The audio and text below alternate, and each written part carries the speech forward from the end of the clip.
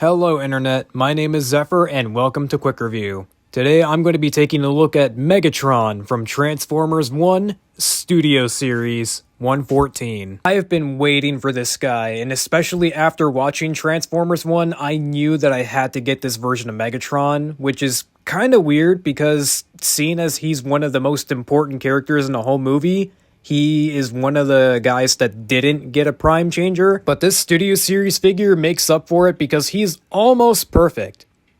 Almost. Spinning him around in robot mode, he is really solid. He is super clean.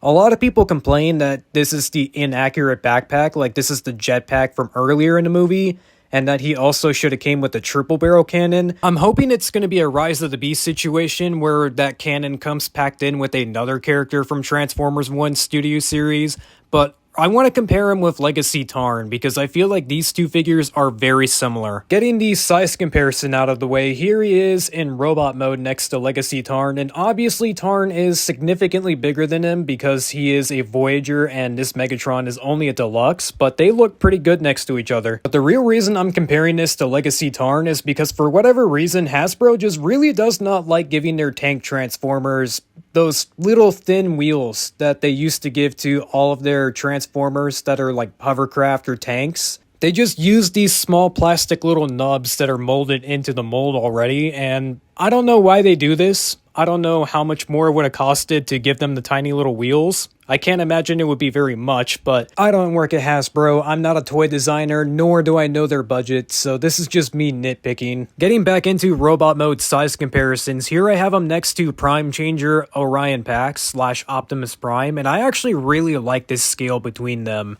I feel like Megatron should be slightly taller than Optimus because he usually is in most continuities. He even scales well with the Prime Changer Bumblebee or B-127. It's only when we have the trio all together where the scale is kind of broken because for whatever reason they made Orion Pax super short. Getting into transformation, we're going to start with a little bit of parts forming, I know, but it's necessary because we need to take both of his cannons off as they are going to do a little bit of Evo Fusion.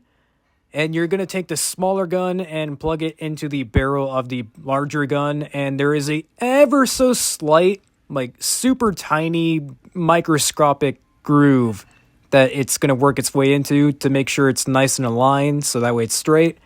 And you could put that off to the side and we could transform him. If you're new to my quick review series, the whole point is that I do things quickly, which means the transformation, because I recognize that there are much better reviews out there already, so I don't want to waste your time. But here he is in his tank mode, and I really like this tank mode. It looks really sick, but it doesn't look all that intimidating. It actually looks like it's more or less built for speed, which is kind of weird for a tank, but okay. Now, spinning him around in a 360, there are some issues with the tank mode. For example, the back is just very plain and bare bones, but I'll excuse it seeing as we don't really get a good look at the back of the tank. And of course, there's the infamous tank turret that everyone's covered already to where if you lift it up, it reveals the big empty cavity to where you can just see Megatron's head.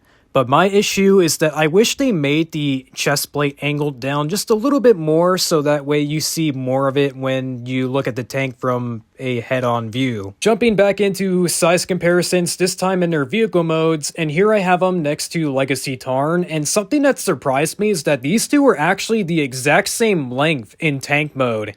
Tarn is, of course, bigger, but it's kind of funny how Tarn is a Voyager, yet this new Megatron is exactly as big as him in his tank mode. Here he is with the Prime Changer Orion Pax / Optimus Prime, and yeah, this just does not work at all. This is actually kind of disappointing. Like, why did they make Optimus so small? I just want to know.